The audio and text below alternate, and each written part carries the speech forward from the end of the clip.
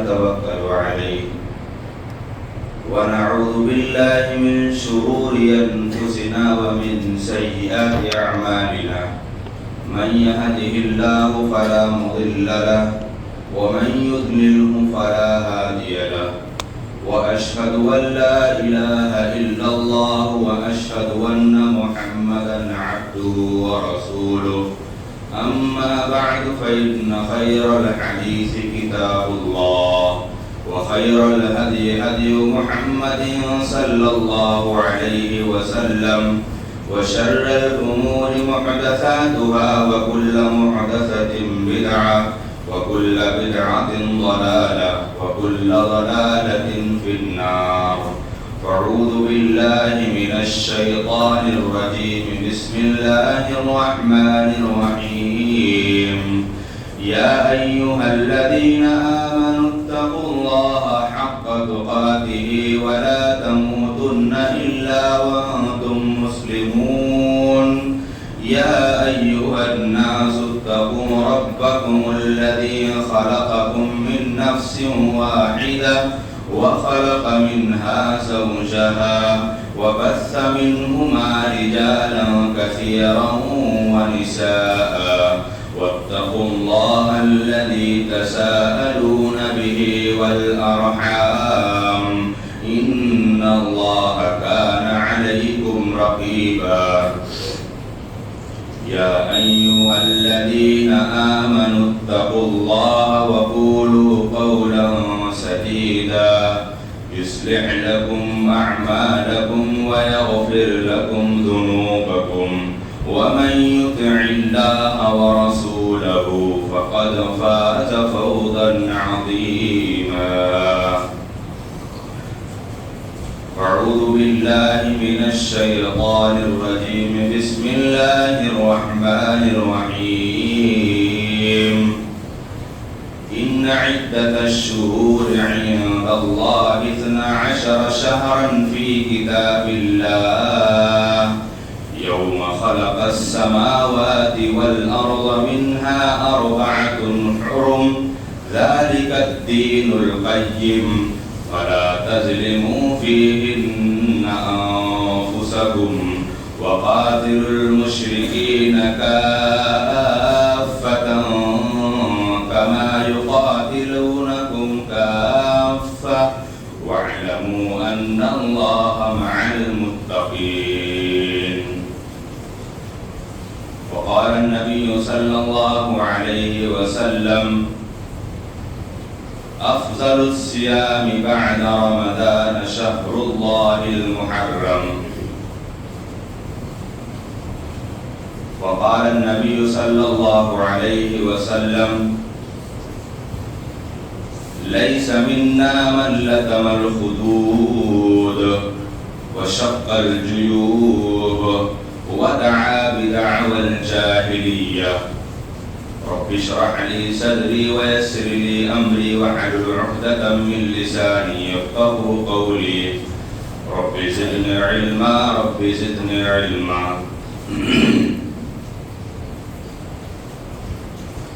تمام قسم کی تعریفات حمد و ثنا کبریائی بڑائی بزرگی رب کائنات کے لیے لائق و زیبا ہے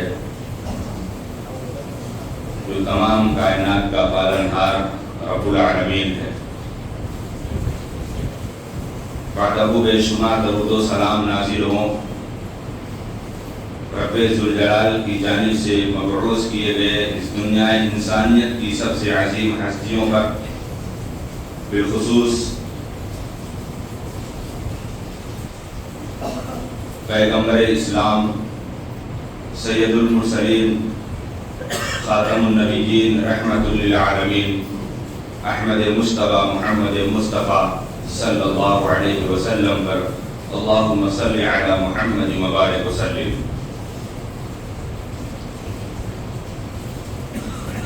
حاضر نجمہ، اتنا تو علم اللہ رب العالمین کی رحمت اور اس کے فضل سے تمام مومنوں کو اس بات کا علم تو ضرور ہے کہ اللہ رب العالمین نے نبی کریم صلی اللہ علیہ وسلم کی زندگی میں جو اسلامی سال کا آغاز جس مہینے سے شروع ہوتا ہے وہ ماہ محرم ہے، اور یہ بھی بات واضح ہے کہ ہم ماہ محرم کے پہلے عشرے میں رواں دواں ہیں، اور پھر اس مہینے کے تعلق سے بالخصوص اس عشرے کے تعلق سے کیا شریعت کا پیغام ہے، شرعی نقطہ نظر سے یا تاریخی نقطہ نظر سے کیا اس کے اندر معاملات ہیں۔ اس آیت کریمہ کے اندر اللہ رب العالمین نے جو پیغام دیا ہے اور جو دو حدیثوں کا ٹکڑا آپ کے سامنے پڑھا گیا، امید ہے کہ اللہ رب العالمین کی رحمت، اس کے فضل اور اس کی توفیق الہی سے کتاب و سنت کی صداقت اور اس کی سچائی آپ کے سامنے رکھنے کی کوشش کروں گا۔ رب العزت سے دعا ہے کہ اللہ تعالیٰ سب سے پہلے جو باتیں کتاب و سنت کے مطابق کہی جائیں، اللہ رب العالمین کہنے والوں کو اور سننے والوں کو اللہ رب العالمین اس پر عمل کی توفیق عطا فرمائے۔ رب ذوالجلال کا فرمان ہے کہ ان عدۃ الشہور عند اللہ 12 شہرا فی کتاب اللہ یوم خلق السماوات والارض منها 4 حرم۔ یہ تو ہماری زندگی کے اندر یہ ہمارے علم کا ایک ہلکا سا ایک خاکہ ہے، یہ ہم نے سمجھ رکھا ہے کہ محرم کا مہینہ کب سے اس کا آغاز ہوا ہے۔ بے شمار ایسے واقعات اور بے شمار ایسے حادثات جو ہمارے دل و دماغ میں یا ہمارے ذہن میں بسنے کو تیار ہو جاتے ہیں کہ جنہیں ہمیں علم نہیں ہے کہ اللہ تعالیٰ نے اس محرم کو کب بنایا۔ محرم کا مہینہ اللہ رب العالمین نے کہا کہ بے شک اللہ رب العالمین کی گنتی میں یہ 12 مہینے جب سے اللہ رب العالمین زمین و آسمان کو بنایا، اور ان 12 مہینوں میں اللہ رب العالمین نے 4 مہینوں حرمت والے قرار دیا۔ وہ 4 مہینے حرمت والے جن کو اللہ کے رسول صلی اللہ علیہ وسلم نے کہا ذوالقعدہ، ذوالحجہ، محرم، اور ایک چوتھا مہینہ جو رجب ہے۔ یہ محرم کے مہینے یا یہ چاروں حرمت والے مہینے انسان کو اللہ رب العزت اس دنیا کی زندگی کے اندر اس کو لمحہ لمحہ، گوشہ گوشہ، صبح و شام، دن رات، تنہائی، اکیلے، بازار، ظاہری باطنی، ہر دور میں اور ہر لمحہ میں، ہر وقت میں اللہ تعالیٰ نے اپنے بندوں کو ڈرایا کہ اللہ کے بندوں تم سے ظلم نہ ہونے پائے، تم سے ظلم نہ ہونے پائے۔ لیکن جب بات آئی محرم کی تو یہ حرمت والے مہینوں میں اللہ رب العالمین نے خاص کر دیا کہ فلا تظلموا فیہن انفسکم، ان مہینوں میں جو خاص کر دیا حرمت والے مہینے، ان میں تو تمہاری زندگی کے اندر خاص طور سے ظلم نہ ہونے پائے۔ یقیناً اس دنیا کے اندر جتنی زمینیں ہیں، جتنی مسجدیں ہیں، یہ اللہ رب العالمین کا گھر ہے، یہ اللہ رب العالمین کا گھر بیوت اللہ ہے۔ لیکن جب کسی گھر کی خصوصیت، کسی گھر کی اہمیت کا بتانا جب مقصد ہوا تو اللہ تعالیٰ نے خانہ کعبہ کو بیت اللہ قرار دے دیا۔ اس زمین پر اللہ رب العالمین نے آسمانی کتابوں کو، بہت سی کتابوں کو نازل فرمایا، لیکن اللہ رب العالمین نے آسمانی کتابوں میں سے قرآن مقدس کو اللہ رب العالمین نے کتاب اللہ قرار دے دیا۔ اس زمین پر بے شمار اونٹنیاں پیدا ہوئی، بے شمار اونٹیاں بنائی گئیں، لیکن اللہ رب العالمین نے حضرت صالح علیہ السلام کی اونٹنی کو ناقۃ اللہ قرار دے دیا۔ اور اس زمین پر اللہ رب العالمین نے جو 12 مہینے بنائے، یہ 12 مہینے سارے مہینوں میں سے سب سے افضل اور سب سے معنی رکھنے والے جو حرمت والے 4 مہینے ہیں، اللہ رب العالمین نے اس کو شہر اللہ کہہ دیا، یعنی اللہ کا مہینہ۔ تو جو جس چیز کی خصوصیت، جس کی اہمیت بتلانا مقصد، تو اللہ رب العالمین نے اس کے اوپر اس معاملے کو اور اس حکم کو نافذ کر دیا کہ یقیناً اس کے اندر کوئی نہ کوئی خوبی ہے، اس کے اندر کوئی نہ کوئی اہمیت ہے، اور اس کا مقام و مرتبہ دیگر اور چیزوں سے اس کا اعلیٰ اور اس کا عمدہ مقام و مرتبہ ہے۔ یہی بات ہے کہ جناب محمد رسول اللہ صلی اللہ علیہ وسلم نے ارشاد فرمایا، اے میری امت کے لوگوں، افضل الصیام بعد رمضان شہر اللہ المحرم، یقیناً رمضان مبارک کے فرائض روزے رکھنے کے بعد اگر تمہارے اوپر سب سے افضل روزہ اگر کوئی ہے تو وہ اللہ کے مہینے کا روزہ ہے۔ اللہ رب العالمین نے اس محرم الحرام کو اللہ کا مہینہ قرار دے دیا، اس سے بڑی بات اور کیا ہو سکتی ہے، اس سے اہمیت اور اس سے فضیلت کی بات اور کیا ہو سکتی ہے۔ اور یہ وہ مہینہ ہے جس مہینے کے اندر اللہ کے نبی محمد رسول اللہ صلی اللہ علیہ وسلم سے پہلے بھی، آپ صلی اللہ علیہ وسلم سے پہلے بھی، یعنی تمام پیغمبروں کے اندر اللہ رب العالمین نے اس مہینے کی حرمت اور اس مہینے کی جو اہمیت، جو اس کی افادیت موجود تھی، سارے کے سارے لوگ اس پر عمل کرتے تھے۔ یہ الگ بات ہے کہ ان کا طریقہ الگ، یہ الگ بات ہے کہ ان کا نظریہ الگ، لیکن پیارے رسول صلی اللہ علیہ وسلم سے پہلے بھی اس مہینے کی حرمت کو معاملہ ایسا ہوتا کہ دور جاہلیت کے اندر جو بڑی بڑی جنگیں ہوا کرتی تھیں، بڑی بڑی لڑائیاں ہوا کرتی تھیں، وہ اپنے جنگ میں مصروف ہوتے، لیکن جب ماہ محرم کا آتا مہینہ یا حرمت والے کوئی مہینے آتے، ان میں جنگیں رک جایا کرتی تھی، ان میں لڑائیاں تھم جایا کرتی تھی۔ کیوں؟ کیونکہ اللہ رب العالمین نے اس کے اندر ارشاد فرمایا کہ فلا تظلموا فیہن انفسکم، یہ ظلم انسان کو اس کی زندگی کے اندر اللہ تعالیٰ نے حرام قرار دے دیا، اور اسی ظلم میں سے سب سے بڑا ظلم آتا ہے شرک، اسی ظلم میں سے سب سے بڑا ظلم آتا ہے گناہ، اسی ظلم سے سب سے بڑا آتا ہے ایک ظلم انسان کی اپنی زندگی کے اندر تمام اللہ تعالیٰ کی معصیت کرنے والے، نافرمانی کرنے والے، وہ سارے کے سارے امور اللہ رب العالمین نے ان کو ظلم قرار دے دیا۔ چوری ایک ظلم ہے، غیبت ایک ظلم ہے، چغل خوری ایک ظلم ہے، اس کی بات اس سے کرنا ایک ظلم ہے، فلاں کی بات فلاں تک پہنچانا، فلاں کی عزت و آبرو پر حملہ کرنا ایک ظلم ہے، ناحق طریقے سے کسی کا مال کھانا ظلم ہے، کسی کی عزت و آبرو پر ناجائز قبضہ کرنا یہ اس کے اوپر ظلم ہے، اور اپنے اوپر بذات خود ظلم سب سے بڑا ظلم ہے کہ ایک انسان اللہ کی عبادت بھی کرے اور وہ اس مہینے کے اندر، جس مہینے میں مشرکین دشمن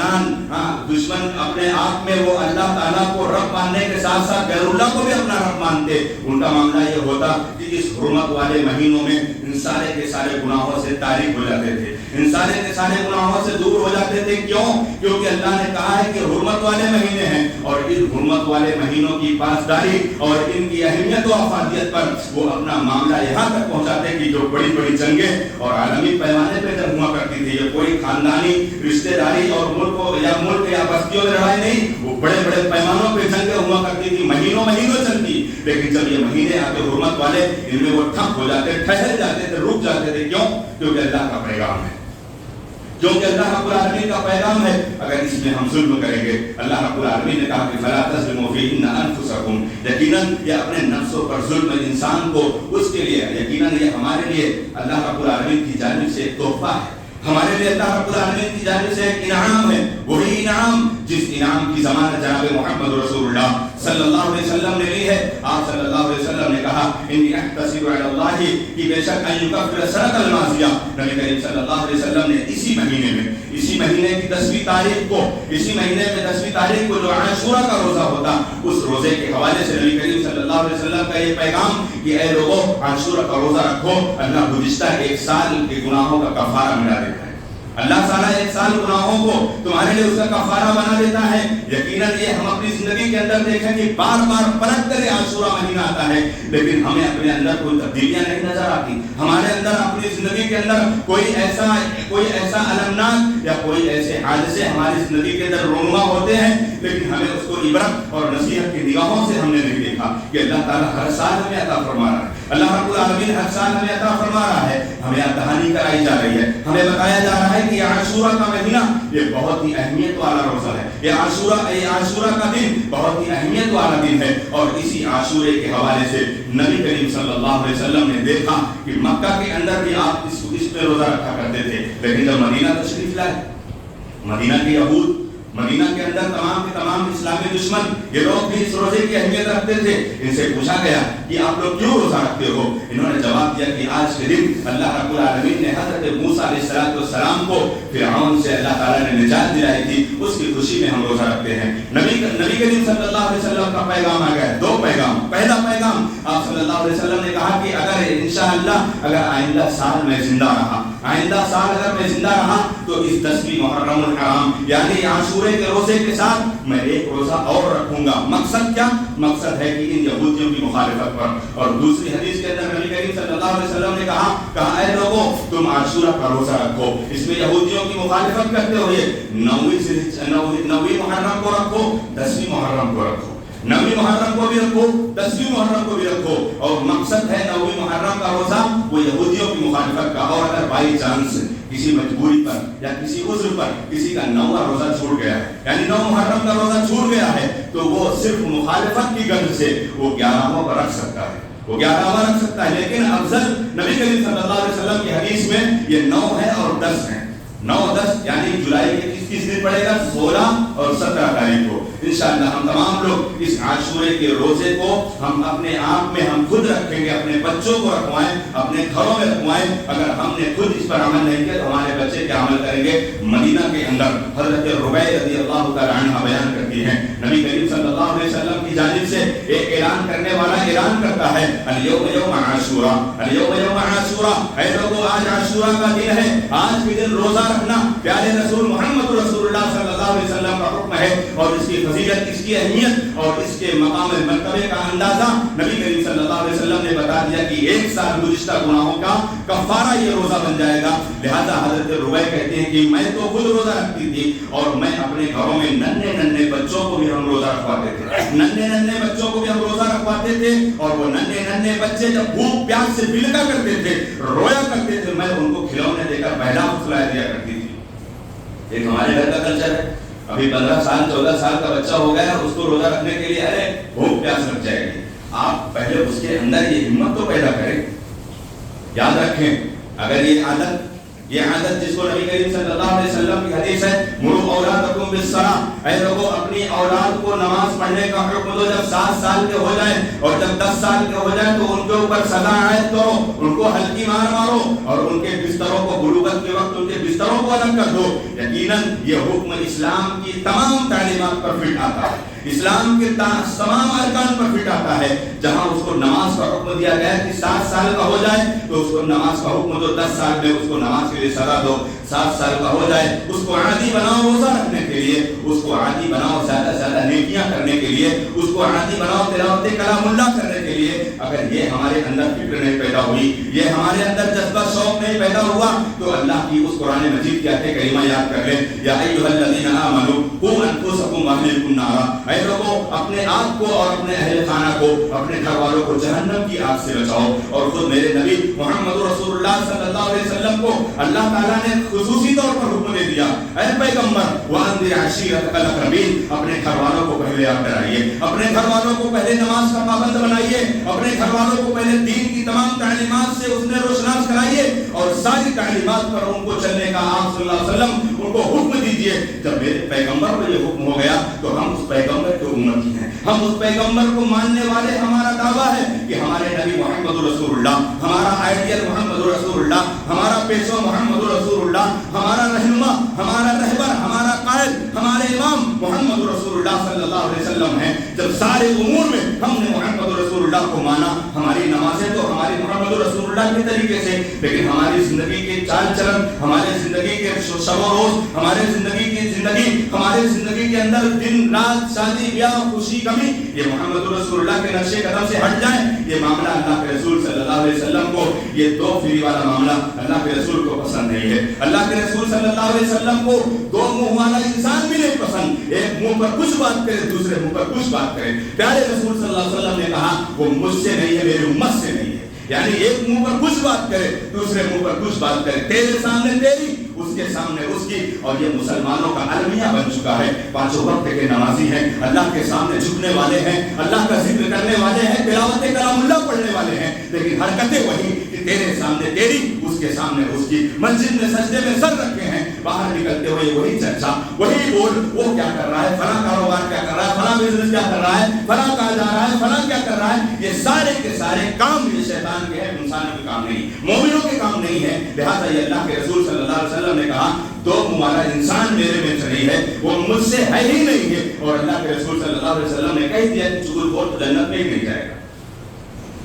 چغل خور تو جنت میں ہی نہیں جائے گا، وہ کتنا بڑا نمازی ہو، کتنا بڑا حاجی ہو، کتنا بڑا تقوی والا ہو، کتنا بڑا دیندار ہو، وہ اللہ تعالیٰ کی جنت سے محروم ہے۔ کیوں؟ نبی کریم صلی اللہ علیہ وسلم نے فرمان بتا دیا، آپ صلی اللہ علیہ وسلم نے حکم دے دیا، اور یہ آپ کی وعید بھی ہے، اور یہ آپ صلی اللہ علیہ وسلم کی جو ڈرانے والی جو آپ کی صفت ہے کہ اللہ تعالیٰ نے کہا کہ ان انا الا نذیر و بشیر لقوم یؤمنون، ایمان لانے والے قوم کے لیے اللہ نے مجھے بشیر بنا کر بھیجا ہے اور اللہ نے مجھے نذیر بنا کر بھیجا ہے۔ بشیر خوشخبریاں دینے والا، نذیر گناہوں سے ڈرانے والا، قبر سے ڈرانے والا، جہنم سے ڈرانے والا، محشر کی ہولناکیوں سے ڈرانے والا۔ یہ پیغمبر اسلام محمد رسول اللہ صلی اللہ علیہ وسلم کو اللہ تعالیٰ نے اس لیے بھیجا۔ حضرت عمر بن خطاب رضی اللہ تعالیٰ عنہ کا معاملہ تو معلوم ہی ہے،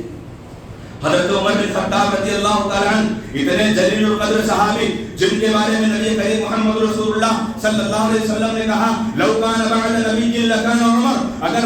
نبوت اور رسالت کا سلسلہ اگر جاری ہوتا، اگر اس کا سلسلہ شروع ہوتا تو میرے بعد اگر کوئی نبی بنتا تو وہ عمر بنتے۔ یہ عمر کا ورثہ کیا ہے؟ اسی عاشورے کے دن 10 محرم الحرام کو ایک آدمی شراب پی کر گھوم رہا تھا مدینہ کی گلیوں میں، شراب پی کر گھوم رہا تھا مدینہ کی گلیوں میں، اس کو بلایا، کہا کہ تجھے شرم نہیں آتی، تجھے شرم نہیں آتی؟ مدینہ کے ننھے ننھے معصوم بچے یہ عاشورہ کا روزہ رکھے ہیں اور تو شراب پی کر گھوم رہا ہے، اس کو 80 کوڑا لگوائے، اس کو 80 کوڑا لگوائے، 20 کوڑا اور لگوائے کہ تو ایک تو سب سے پہلے خلاف ورزی کر رہا ہے، اللہ رب العالمین نے شراب کو حرام قرار دیا، اور پھر اللہ کے رسول صلی اللہ علیہ وسلم نے عاشورے کے روزے کو رکھنے کا حکم دے دیا، اور ایک تو بھرے بازار میں تو سلسلے طور پر گھوم رہا ہے۔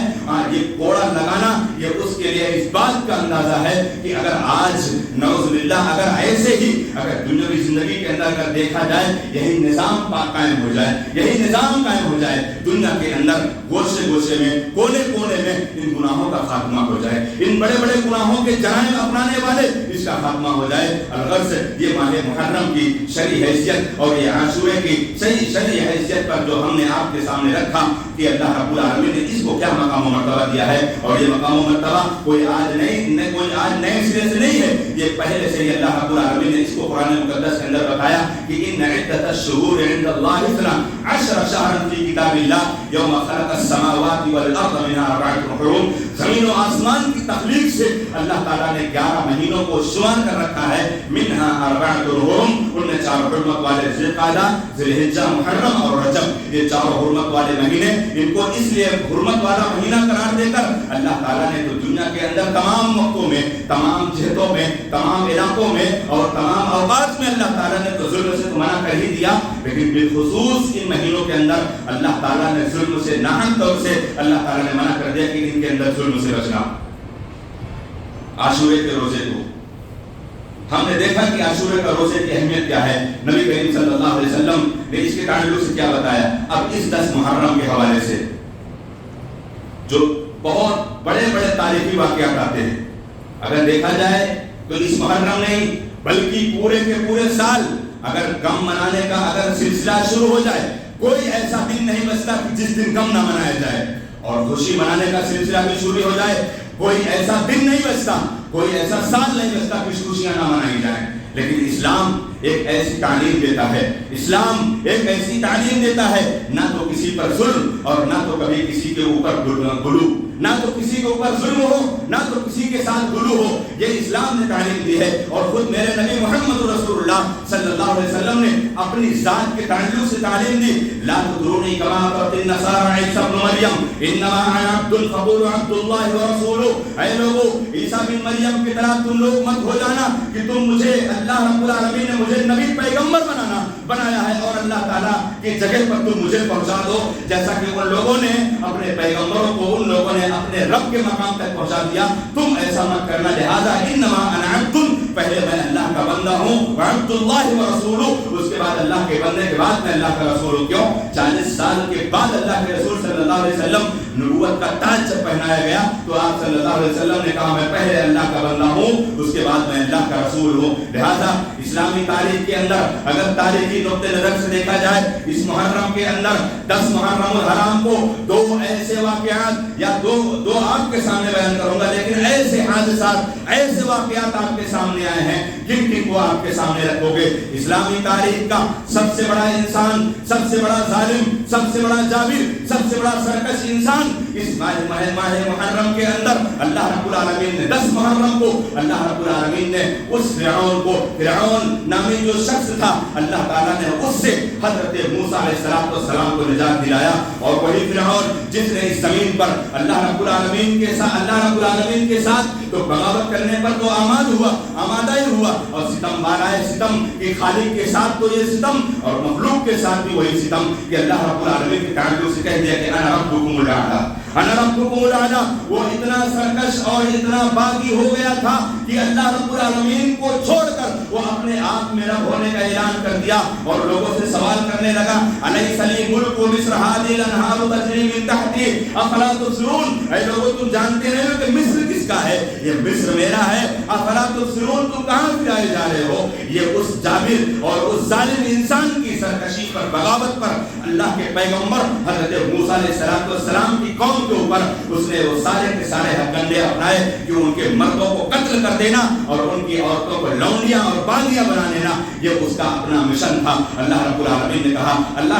نے کہا کہ شیعی یستضعف طائفة منهم یذبح ابناءهم ویستحیی نساءهم انه کان من المفسدین۔ وہ فرعون زمین پر فسادی بن گیا تھا، فرعون زمین پر فسادی بن گیا تھا۔ اور یاد رکھے دنیا کے وہ ظالم، دنیا کے وہ جابر اور دنیا کے وہ کرسی کی نشے میں اپنے آپ میں اپنی طاقت کا جوش دبانے والے، اپنی طاقت کا جوش دکھانے والے، اللہ رب العالمین کبھی کسی کو ہمیشہ نہیں بخشتا۔ ظالم کو اللہ تعالیٰ اس کے ظلم کی سزا اللہ تعالیٰ مظلوم کے سامنے دیتا ہے۔ یہ اللہ کا نظام ہے، یہ اللہ رب العالمین کا نظام ہے۔ اور اللہ تعالیٰ نے اسی دن 10 محرم الحرام کو، یعنی یہی عاشورہ کا دن تھا، اللہ رب العالمین نے اس فرعون کو اس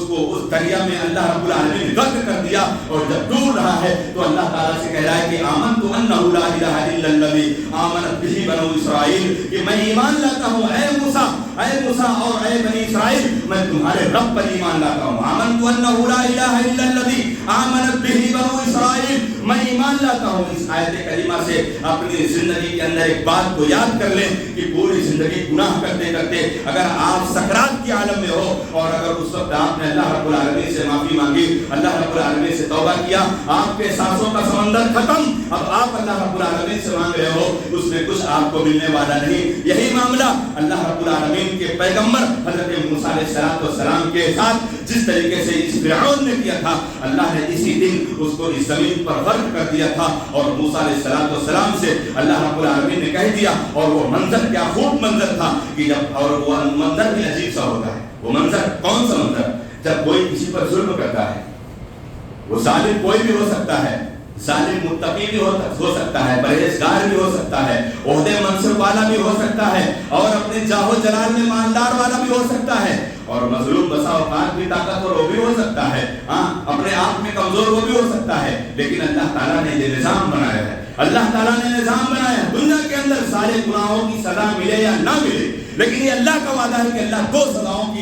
گناہوں کی سزا اللہ دنیا کے اندر دے کر رہتا ہے۔ پہلی سزا کیا ہے؟ پہلی سزا ہے کوئی ظالم کسی کو مظلوم بنا کر اس کی زندگی کے لیے وہ ایک طریقے سے کھٹکا ہوا انسان بن جائے۔ کسی بھی انسان کے لیے، کوئی بھی انسان، عام انسان ہو، غیر انسان ہو، مومن ہو، مسلم ہو، غیر مسلم ہو، کسی کے ساتھ اگر کوئی انسان کسی کی زندگی کو جنت کے بجائے جہنم بنانا چاہتا ہے، اللہ اس کی زندگی کو جہنم بنا دے گا۔ یہ اللہ کا وعدہ ہے۔ دنیا کے اندر سارے گناہوں کی سزا اللہ دے یا نہ دے، لیکن اللہ تعالیٰ کا یہ وعدہ ہے کہ اللہ تعالیٰ دنیا کے اندر مرنے سے پہلے 2 سزاؤں کو اللہ رب العالمین ضرور دے گا۔ پہلی سزا ہے ظلم، جو ظلم کرے گا اللہ تعالیٰ اس کو مرنے سے پہلے سزا دے گا، اور دوسری سزا ہے والدین کی نافرمانی کرنا، والدین کی بے عزتی کرنا، والدین کا حق ادا نہ کرنا، والدین کو ذلیل کرنا، والدین کو اف کہنا، ڈانٹنا، ان کو پھٹکارنا، اور ان سے اپنے آپ میں کنارہ کش ہو جانا۔ آپ چاہے جتنی عبادتیں کر لو، والدین آپ کے خوش نہیں ہیں تو آپ کی عبادت دور ہے۔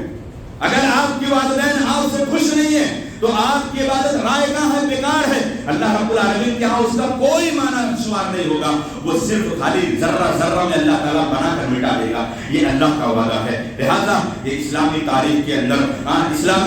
اندر شرعی نقطہ نظر سے اگر دیکھا جائے تو اسی دن یعنی عاشورہ کے دن ایک اور حادثہ پیش آیا تھا، ایک اور سانحہ پیش آیا تھا۔ اگر اس سانحے کی بات کی جائے تو سارے مومنوں کا دل پھٹ جاتا ہے، کلیجہ منہ کو آ جاتا ہے، اپنے دل کے اندر خون کے آنسو رونے کی بات ہوتی ہے کہ وہ حادثہ، وہ واقعہ، وہ کربلا کا واقعہ ہے، وہ نواسۂ رسول حضرت حسین رضی اللہ تعالیٰ عنہ کی شہادت کا واقعہ ہے۔ اور اس وقت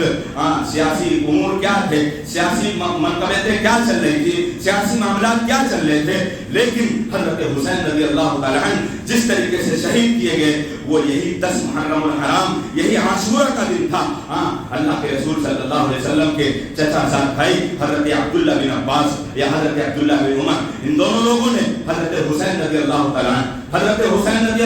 عنہ، یہ کون حسین، یہ کون حسن، انہی کے بارے میں جن کو نبی کریم صلی اللہ علیہ وسلم نے گود میں اٹھا کر کہا تھا سیدہ شباب اہل الجنہ، یہ دونوں جنت کے نوجوانوں کے سردار ہیں، یہ دونوں میرے بیٹے یہ جنت میں نوجوانوں کے سردار ہیں، اور جنت قربانی چاہتی ہے، جنت قربانی چاہتی ہے، جنت بنا قربانی کی نہیں مل سکتی۔ لیکن جناب محمد رسول اللہ صلی اللہ علیہ وسلم نے بشارت بھی دی تھی حضرت حسن رضی اللہ تعالیٰ عنہ کے تعلق سے کہ یہی حسن رضی اللہ تعالیٰ عنہ کی ایک دو بڑی عظیم جماعتوں میں اختلاف پیدا ہوگا، میرا بیٹا اس اختلاف کو ختم کرے گا۔ چنانچہ امیر معاویہ رضی اللہ تعالیٰ عنہ کی بیعت کا معاملہ اور ان کی خلافت کا معاملہ چل رہا تھا، لوگوں نے سمجھایا حضرت حسن رضی اللہ تعالیٰ عنہ یہ اہل بیت کے نام پر یہ جھوٹی محبت کے دعوے دار یہ اپنی زندگی کے اندر حضرت حسن حسین رضی اللہ تعالیٰ عنہ کا نام تو لیتے ہیں لیکن حضرت حسن کا نام نہیں لیتے، حضرت حسن کا نام لیتے ہیں، حسین رضی اللہ تعالیٰ عنہ کا نام لیتے ہیں، یہ دونوں حسنین کا نام لیتے ہیں لیکن دونوں حسنین کے لاڈلوں کا نام نہیں لیتے، ان کے لخت جگر کا نام نہیں لیتے کہ کربلا کے میدان میں جتنے شہداء شہید ہوئے ان کے اندر معلوم ہے کیا کیا نام تھے، ان کے اندر حضرت علی رضی اللہ تعالیٰ عنہ کا بیٹا حضرت ابو بکر، حضرت علی رضی اللہ تعالیٰ عنہ کا بیٹا حضرت عمر، حضرت علی رضی اللہ تعالیٰ عنہ کا بیٹا حضرت عثمان، اور حضرت حسن رضی اللہ تعالیٰ عنہ کا بیٹا حضرت ابو بکر، اور حضرت حسن رضی اللہ تعالیٰ عنہ کا دوسرا بیٹا حضرت عمر، اور حضرت حسین رضی اللہ تعالیٰ عنہ کا پہلا بیٹا ابو بکر، اور حضرت حسین رضی اللہ تعالیٰ عنہ کا دوسرا بیٹا حضرت عمر۔ ان کا نام کیوں نہیں لیتے؟ معلوم ہے ان کا نام کوئی اصغر کہتا ہے کوئی اکبر کہتا ہے، نام ان کا کیوں نہیں لیتے؟ ان کا نام کوئی اصغر کہتا ہے کوئی اکبر کہتا ہے، اور دنیا کے تمام اہل ذاکرین اور اہل شیعوں سے اس بات کو اگر ان سے پوچھ لیا جائے ان کی گردنیں کم ہو جائیں گی، چھپ جائیں گی کہ اگر آپ اہل بیت کی محبت کے دعوے دار ہو، رب کعبہ کی قسم اگر اماں عائشہ کو اہل بیت میں نہیں مانتے ہو تمہارا اہل بیت کا دعویٰ جھوٹا ہے، تمہارا اہل بیت کا دعویٰ جھوٹا ہے۔ کیوں؟ کیونکہ میرے نبی محمد رسول اللہ صلی اللہ علیہ وسلم کی اہل میں سے اماں عائشہ رضی اللہ تعالیٰ عنہ آپ کی اہلیہ ہیں، آپ صلی اللہ علیہ وسلم کی اہلیہ ہیں، اور آپ اماں عائشہ رضی اللہ تعالیٰ عنہ کو کاٹ کر یہ نام و نہاد اپنے آپ میں حضرت حسین رضی اللہ تعالیٰ عنہ کے تعلق سے یہ اہل بیت کا جھوٹا ڈھونگ دکھانا اور دنیا والوں کو یہ بتانا کہ ہم حضرت حسین سے سچی محبت کرتے ہیں۔ اگر حضرت حسین سے سچی محبت کرتے ہو، میں شرعی نقطہ نظر سے ہٹ کر بات کرتا ہوں، چلے جاؤ اسی کربلا کے میدان میں، اسی کربلا کے میدان میں چلے جاؤ، آج بھی اسی کربلا کے کنارے کے اندر مقام تھر کے پاس چلے جاؤ، وہاں پر نہ پانی ہے، وہاں پر نہ پانی ہے نہ وہاں پر دانا ہے، آپ وہاں پر چلے جاؤ اور نوحہ کرو اور وہیں پر جاؤ چلاؤ سیکھو، تب سمجھ میں آئے کہ حضرت حسین سے کیا تمہاری محبت ہے۔ اے سی او میں بیٹھ کر مجلسیں کرنا، اے سی او میں بیٹھ کر بڑے بڑے نعرے لگانا، اے سی او میں بیٹھ کر بڑے بڑے چلم کرنا اور یہ سبیلے لگانا اور یہ سبیلے پینے والے اور سبیلے پلانے والے یہ سارے کے سارے حضرت حسین کے دشمن ہیں، سبیلے پینے والے اور سبیلے لگانے والے، ان پر چندہ دینے والے، ان پر مدد کرنے والے، یہ سارے کے سارے حضرت حسین کے دشمن ہیں۔ کیوں؟ حضرت حسین رضی اللہ تعالیٰ عنہ جب اللہ کے رسول صلی اللہ علیہ وسلم کے یہ صحابی اور یہ نواسہ رسول جب معاملات الٹے ہوئے کہ ابھی حضرت امیر معاویہ کی خلافت کو حضرت حسین رضی اللہ تعالیٰ عنہ ماننے کو تیار نہیں، لیکن وہی حضرت حسن رضی اللہ تعالیٰ عنہ نے اپنی کرسی، دنیا کے اندر جان دینا تو بڑا آسان ہے لیکن کرسی چھوڑنا بہت مشکل ہے، کرسی چھوڑنے کوئی تیار نہیں ہوتا۔ یہ پہلا نواسہ حضرت حسن رضی اللہ تعالیٰ عنہ اپنی خلافت سے دستبردار ہو گئے، اپنی خلافت سے دستبردار ہو گئے اور حضرت امیر معاویہ کی خلافت پر بیعت قبول کر لی، اور قبول کرنے کے بعد جناب محمد رسول اللہ صلی اللہ علیہ وسلم کے داماد حضرت علی رضی اللہ تعالیٰ عنہ نے جو مسجد بنوائی تھی اور اس مسجد میں جو ممبر رکھا تھا اسی ممبر پر امیر معاویہ نے کھڑے ہو کر خطبہ بھی دیا ہے۔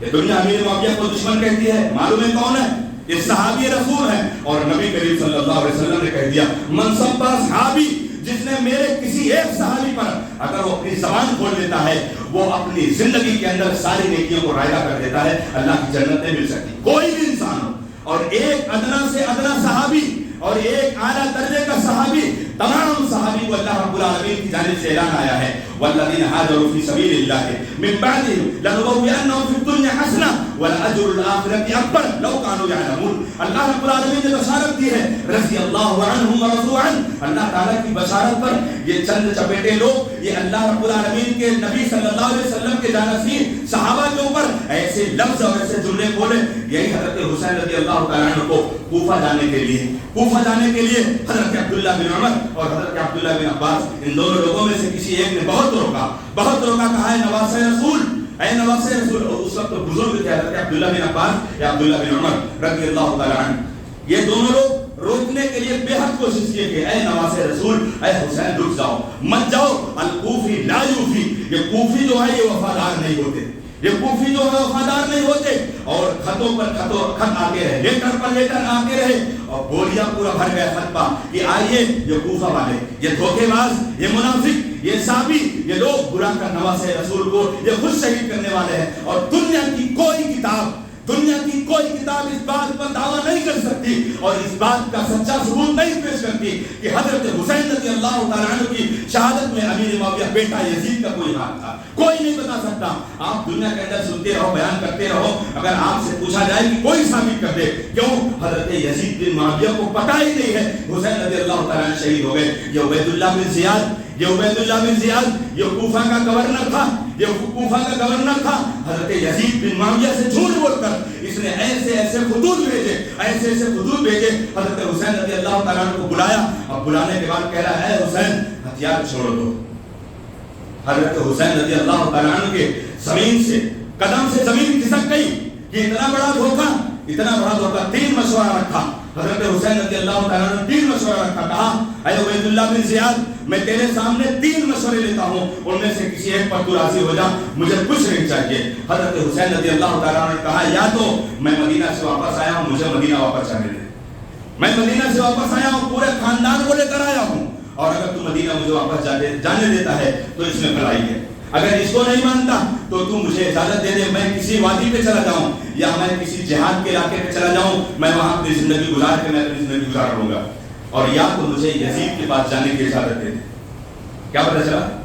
یزید کو علم ہی نہیں، یزید کو معلوم ہی نہیں کہ نواسے رسول کا استقبال ہو رہا ہے. اور یہاں پر حضرت عبید اللہ بن زیاد، یہ اتنا بڑا دشمن کہ حضرت حسین رضی اللہ تعالیٰ عنہ کو جب کہا کہ آپ ہتھیار چھوڑ دو، حضرت حسین رضی اللہ تعالیٰ عنہ نے کہا نہیں، یہ ایمان اور زمین کے خلاف ہو سکتا ہے، حضرت حسین ہتھیار نہیں چھوڑ سکتے. چنانچہ جو اللہ رب العالمین نے جتنی جماعت دے رکھی تھی اور میں جتنی تعداد تھی، وہ سارے کے سارے لوگ لڑنے پر تیار ہو گئے. چنانچہ عبید اللہ بن زیاد حضرت حسین رضی اللہ تعالیٰ عنہ کے گردن کو تن سے جدا کر دیا، اور جب یزید کے سامنے وہ گردن پیش کی گئی، یزید اتنا رویا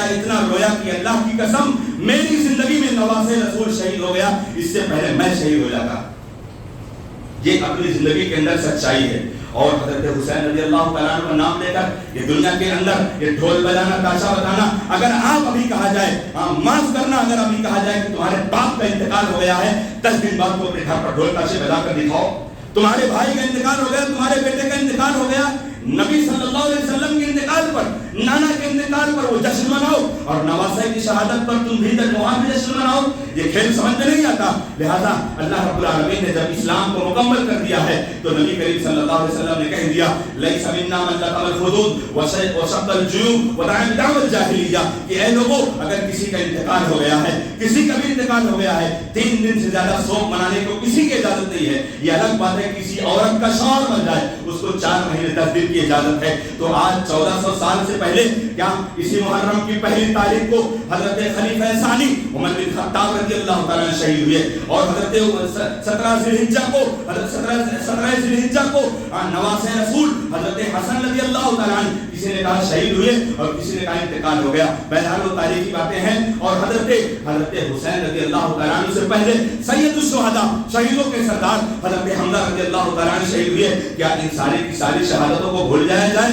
یقیناً نواسے رسول کا شہادت انسان کے تمام مومنوں کے دلوں کے اندر اگر نواسے رسول سے محبت نہیں تو اللہ کے رسول سے محبت نہیں کر سکتا. اللہ کے رسول نے کہا جو ان سے محبت کرتا ہے میں ان سے محبت کرتا ہوں، جو ان سے نفرت کرتا ہے میں ان سے نفرت کرتا ہوں. یہ نواسے رسول کا مقام و مرتبہ ہے. اللہ رب العزت سے دعا ہے کہ اللہ تعالیٰ ہم تمام مومنوں کو اللہ رب العالمین صحیح معنوں میں اسلامی تاریخ اور اسلامی شرعی نقطہ نظر سے ہمیں تمام علوم کو اللہ تعالیٰ سیکھنے کی توفیق عطا فرمائے. اور اللہ رب العالمین اس ماہ